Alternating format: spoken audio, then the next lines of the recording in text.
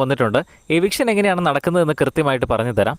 ആദ്യം തന്നെ 3 പേരെ സേവ് ചെയ്യുന്നു. അനുമോൾ, നെവിൻ, സാബുമാൻ. ഈ 3 പേരെ സേവ് ചെയ്ത ശേഷം ബാക്കി അവശേഷിക്കുന്ന 3 പേരോട് ഗാർഡൻ ഏരിയയിലേക്ക് വരാൻ പറയുന്നു.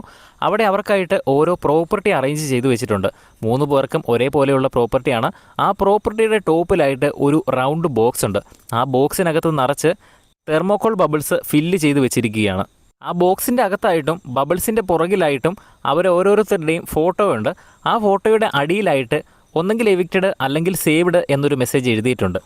ഒന്നിലധികമോ ആളുകൾ പുറത്തേക്ക് പോകാമെന്ന് അനൗൺസ് ചെയ്യുന്നുണ്ട്. സീസൺ 6 ഗ്രാൻഡ് ഫിനാലെ വീക്കിലെ മിഡ് വീക്ക് എവിക്ഷൻ നടന്നത് ഇതേപോലെ ആയിരുന്നു. ശ്രീതു എവിക്റ്റ് ആയത് ഇതേ രീതിയിലാണ്.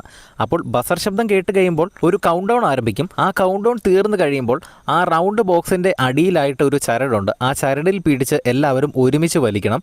അങ്ങനെ വലിച്ചു കഴിയുമ്പോൾ ആ ബോക്സിനകത്തുള്ള തെർമോക്കോൾ ബബിൾസ് എല്ലാം തന്നെ താഴേക്ക് വീഴും. അങ്ങനെ എവിക്റ്റഡ് ആണോ സേവ്ഡ് ആണോ എന്ന് റിവീൽ ആകുന്നതായിരിക്കും. അങ്ങനെയാണ് ഈ ഒരു എവിക്ഷൻ പ്രോസസ്സ് നടക്കുന്നത്. ആരാണ് എവിക്റ്റഡ് ആയത് അവരുടെ എവിക്റ്റഡ് എന്ന് എഴുതിയ ആ ഒരു മെസ്സേജ് തെർമോക്കോൾ താഴെ വീഴുന്നതിനോടൊപ്പം തന്നെ തെളിഞ്ഞു വരും. അങ്ങനെയാണ് ആരാണ്